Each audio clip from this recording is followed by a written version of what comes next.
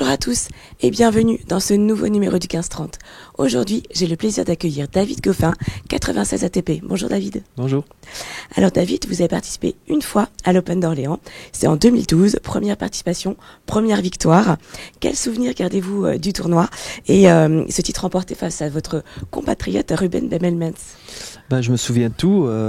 J'avais que des bons souvenirs évidemment, vu que c'était une victoire en 2012, comme vous l'avez dit. Je me rappelle une bonne ambiance. Évidemment, c'est un petit peu changé ici avec le changement de salle, qui est bien plus moderne et plus grand. Donc, non, c'était vraiment que de bons souvenirs. Je me rappelle, j'avais vraiment fait un super niveau de jeu. J'avais battu de très bons joueurs là-bas et repartir avec le trophée, c'était vraiment une top semaine pour moi. Et vous vous souvenez aussi du soutien du public? Oui, bien sûr. Le public est vraiment top ici. Il y avait une super ambiance, c'était plein. Donc voilà, c'est vraiment chouette de jouer dans des conditions comme ça ici à Orléans. Alors 11 ans après, vous revenez dans une nouvelle salle. Avez-vous trouvé que le tournoi a évolué? Et puis quelle était votre impression en découvrant le court central ici à l'Arena? J'étais agréablement surpris évidemment, mais je m'y attendais. J'avais entendu beaucoup de bien de la salle et évidemment en arrivant, je me suis bien senti.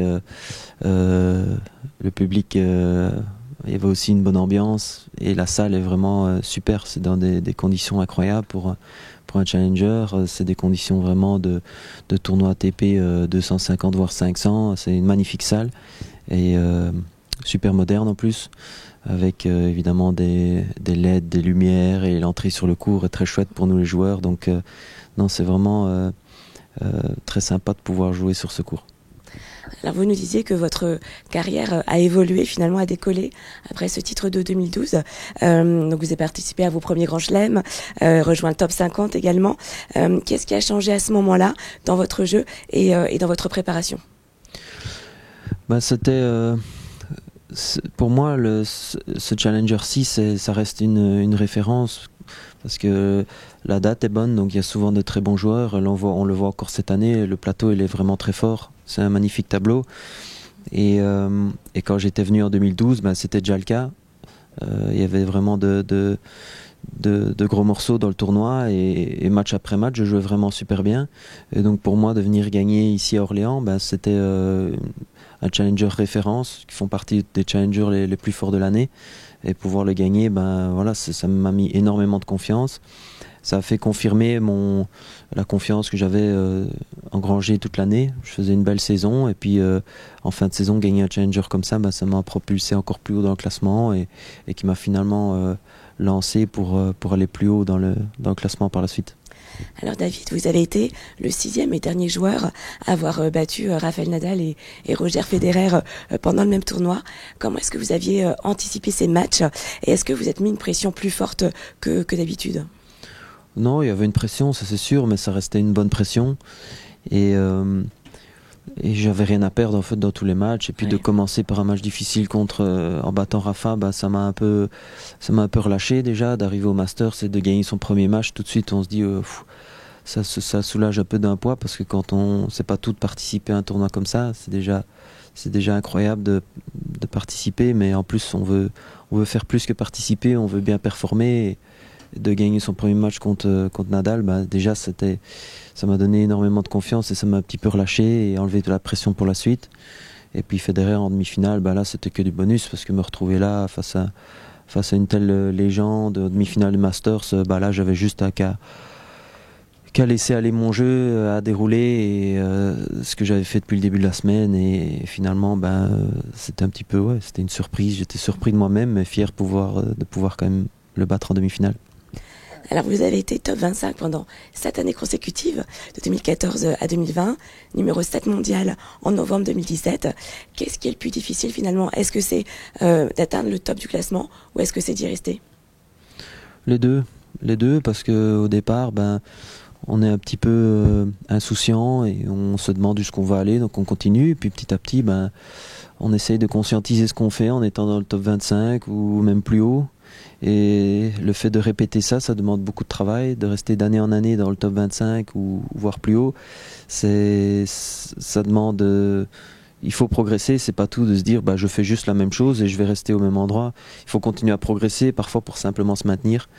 Et donc c'est chaque fois essayer de rechercher la performance, et à être meilleur chaque jour à l'entraînement pour essayer de tenir, mais c'est sûr que mentalement, physiquement, ça demande des efforts importants pour pouvoir tenir, et c'est dur, mais c'est que du plaisir de pouvoir réaliser de belles performances et de pouvoir se maintenir là dans les tournois pareils, c'est juste que du bonheur. Et vous avez l'impression que finalement vous avez encore plus travaillé quand vous étiez justement top 25 que quand vous étiez plus bas dans le classement avant? Au départ, on a d'autres objectifs. Quand on est plus jeune, on se dit il y a toujours la barre mythique du top 100, et puis petit à petit, on se dit pourquoi pas aller plus haut, et c'est impossible de dire où on va aller au début quand on est jeune. Et puis petit à petit, on se rend compte de son potentiel, et puis on se dit pourquoi pas aller plus haut. Et donc c'est ce que je disais au début, on bosse mais on sait pas trop où on va, puis après en montant au classement on se dit on va bosser finalement pour se maintenir, pour rester avec les meilleurs du monde, et on essaye de s'accrocher au wagon, et voilà, c'est ce que j'ai essayé de faire pendant des années. Alors vous avez remporté plus de 300 victoires, quel est votre meilleur souvenir de votre carrière? Il y en a beaucoup. Chaque titre de tournoi reste quand même spécial. Mon premier, évidemment, à Kitzbühel, qui était un moment important dans ma carrière, de gagner mon premier tournoi. Et puis, évidemment, comme on l'a dit, ma finale au Masters, qui reste pour moi un des plus beaux tournois que j'ai pu faire, même si j'ai perdu en finale. J'étais vraiment pas loin de pouvoir remporter ce tournoi-là. Et puis après, il y a des grands moments en Coupe Davis aussi, avec 2 finales en Coupe Davis. Et donc voilà, il y a plein de beaux souvenirs. Alors vous êtes le premier joueur belge à rejoindre le top... Enfin, vous avez été, le premier joueur belge à avoir rejoint le top 10. Est-ce que ça a été une fierté pour vous? Bien sûr, j'étais super fier. Et puis quand on est tout proche, on se dit ce serait top de pouvoir passer ce cap-là, cette barrière du top 10. Et finalement, ça s'est fait après, voilà, je crois que c'était en début d'année 2017 où je rentre enfin dans le top 10. Et j'étais super fier après un bon tournoi, je crois que c'était à Rotterdam ou je ne sais plus. Et j'étais fier. Et puis à ce moment-là, on se dit, on continue la tête dans le guidon et on verra bien jusqu'où on va aller. Et puis voilà, cette saison-là a été superbe. Alors l'an dernier, 2022, vous avez remporté votre 6e titre ATP, et puis votre 3e victoire, à nouveau contre un numéro 1, Carlos Alcaraz cette fois-ci. Là aussi, c'est une fierté, j'imagine, pour vous? Oui, j'essaye de continuer à me maintenir, à progresser. C'est sûr que j'ai eu des moments difficiles un petit peu sur le court, et aussi physiquement, avec quelques blessures. Donc c'est jamais facile. Parfois on commence à se poser des questions, de se dire est-ce que ça va revenir comme avant, est-ce que mon tennis va revenir comme avant, et donc voilà, ce genre de tournoi ou de victoire comme face à Alcaraz, parfois elles se disent ça enlève quelques doutes, de se dire en fait voilà, je joue encore bien, je suis encore là physiquement, je peux encore le faire, et ça donne beaucoup de motivation pour la suite. Et ça vous a redonné confiance? Oui, tout à fait. Ça m'a un petit peu débloqué mentalement en gagnant à Marrakech, et puis il y a eu vraiment une belle série de tournois sur terre battue, et puis jusqu'à Wimbledon avec ce quart de finale à 2 points de la demi-finale, et Alcaraz en fin de saison. Donc non, finalement il y a eu de belles choses quand même. Vous disiez en effet, vous avez été blessé. C'est compliqué de comprendre quelles sont les limites de son corps, et de voir comment réussir à se maintenir sans trop forcer non plus. Oui, ce qui est compliqué, c'est surtout après mentalement. Quand on est tout jeune, on a l'impression qu'on est incassable, et que finalement, même quand on a une blessure, grave ou pas grave, on se dit qu'on sera très vite sur le court, et on repart sur le terrain, et à nouveau on refait des glissades, et on va à fond comme si de rien n'était. Mais petit à petit, quand on a passé 30 ans, 32, 33 ans et voire plus, chaque blessure, elles sont plus dures à guérir, et finalement, au fur et à mesure de la carrière, on a de plus en plus d'appréhension, et c'est pas facile de revenir. On met plus en plus de temps à retrouver la confiance physiquement pour pouvoir être à fond, parce que c'est difficile quand on n'est pas à 110% physiquement de gagner beaucoup de matchs et d'être bien face à d'autres joueurs qui sont en pleine possession de leurs moyens. Alors vous l'avez dit tout à l'heure, vous êtes membre de l'équipe belge de Coupe Davis, 2 fois finaliste. Que préférez-vous? Est-ce que c'est jouer pour vous ou jouer pour votre pays en équipe? Ouais, c'est 2 choses complètement différentes. Et c'est sympa d'avoir cette compétition par équipe. On n'en a pas beaucoup dans le tennis. Et ça change parce que voilà, il y a une extra motivation. On joue pour son pays, on joue pour ses amis, pour les autres coéquipiers qui sont sur le banc, et il y a toute une équipe derrière. Donc c'est une atmosphère différente et ça booste parfois. On a vu certains joueurs qui arrivaient peut-être en manque de confiance, et là une semaine de Coupe Davis peut leur redonner un coup de boost pour la suite de la saison. Et il y en a qui ont réussi à faire des matchs exceptionnels. Il y a souvent des surprises, et toute cette atmosphère et le fait de jouer pour un pays n'y est pas pour rien. Donc non, c'est vraiment spécial comme compétition, et je pense que les joueurs aiment ça. Alors quels sont vos objectifs pour cette fin de saison et puis pour 2024 ?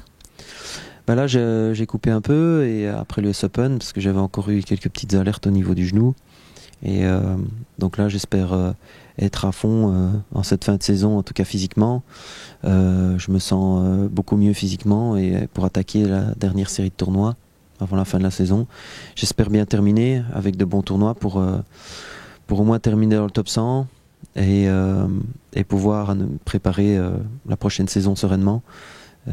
Donc ce serait bien vraiment de terminer sur une bonne note positive et commencer la prochaine saison avec de bonnes bases et essayer de remonter au classement.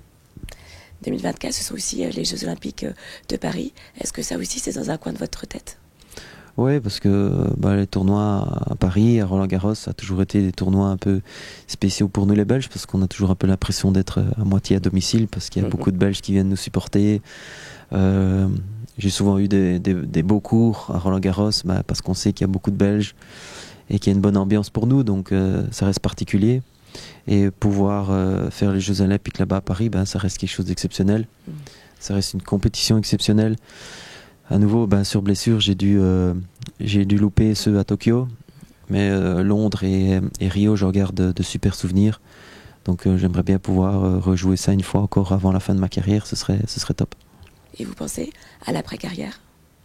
Pas encore, j'espère encore pouvoir jouer quelques années et revenir encore avec du beau tennis, mais j'y pense pas encore. Il y a plein de possibilités qui peuvent s'ouvrir, mais je ne sais pas encore laquelle pourrait me convenir. Donc, on verra bien. Eh bien, merci beaucoup, David. Merci à vous. Eh bien, c'était notre dernier numéro du 15-30. Merci à tous de nous avoir suivis toute la semaine. Je finis avec la voix éreintée. Nous nous donnons rendez-vous demain pour le best-of de la semaine. Et puis, écoutez, nous espérons vous retrouver l'année prochaine. À bientôt, au revoir.